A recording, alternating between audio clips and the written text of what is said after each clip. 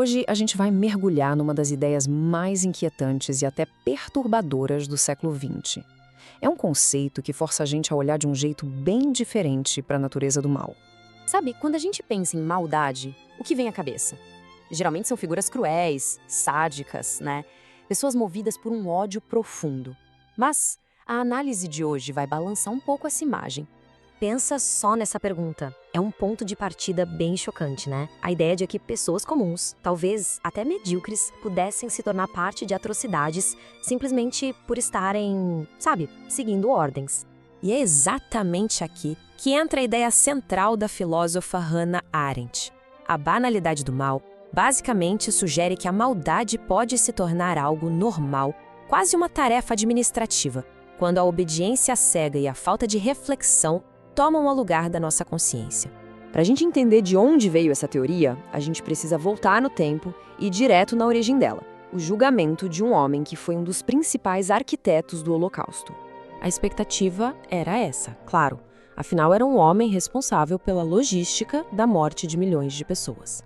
A Arendt e o mundo inteiro junto com ela esperava dar de cara com a personificação do ódio, um verdadeiro demônio antissemita. E é aí que vem a virada na história, aquela parte desconfortável. Não tinha nada de demoníaco no Eichmann. O que a Arendt viu foi a completa ausência de profundidade, sabe? Seja pro bem ou pro mal. E o que realmente assusta é o quanto esses traços são comuns.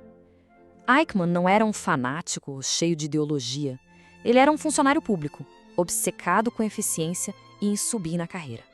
E a defesa dele de que estava apenas cumprindo o dever mostra uma coisa. Ele abriu mão completamente de pensar por conta própria. Essa frase resume tudo de forma perfeita.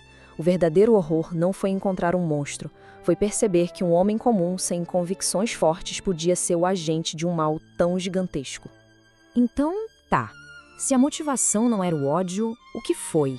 Arendt identificou um mecanismo por trás de tudo isso, e é para ele que a gente vai olhar agora. O crime dele não foi de malícia, foi de irreflexão.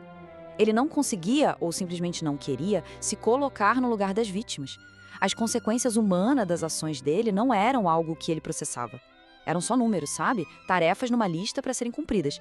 E esse quadro aqui deixa o contraste bem claro. De um lado, o que se esperava encontrar, um mal ativo, cheio de paixão. Do outro, o que se encontrou de fato, um mal passivo, burocrático, que nasceu da falta de pensamento e da obediência cega a um sistema. Certo, mas isso tudo aconteceu há quase um século. Como é que essa ideia se encaixa no nosso mundo hoje? A verdade, por mais incômoda que seja, é que a banalidade do mal está por toda a parte, muitas vezes em pequena escala. Ela aparece sempre que a responsabilidade é diluída e o pensamento crítico não é muito bem-vindo. E olha só esses exemplos. São perfeitos para o nosso dia a dia. O funcionário que se desliga do impacto do que faz.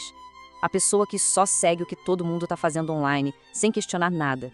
Ou até aquele ato automático de aceitar termos de serviço sem pensar na privacidade, na ética por trás da tecnologia. Todos são pequenos momentos em que a gente abre mão da responsabilidade de pensar. E aqui está o ponto-chave. No momento em que a gente se torna indiferente, quando paramos de questionar e simplesmente seguimos o fluxo, nós abrimos a porta para que a injustiça se torne algo banal, só mais uma peça do sistema. Mas, felizmente, a análise de Arendt não é só um beco sem saída. Ela também aponta para a solução. O antídoto, então, não é só ser uma boa pessoa de forma passiva. É ser uma pessoa que pensa, que se engaja ativamente. É ter a coragem de parar, de refletir, de questionar ordens e de pensar nas consequências das nossas ações na vida dos outros. E a gente encerra com essa reflexão. Onde, no nosso cotidiano, essa falta de pensamento crítico pode estar permitindo que pequenos ou até grandes danos aconteçam? Essa é a pergunta que a teoria da Arendt deixa pra gente. É um chamado constante pra gente se manter vigilante e, acima de tudo, pra gente nunca parar de pensar.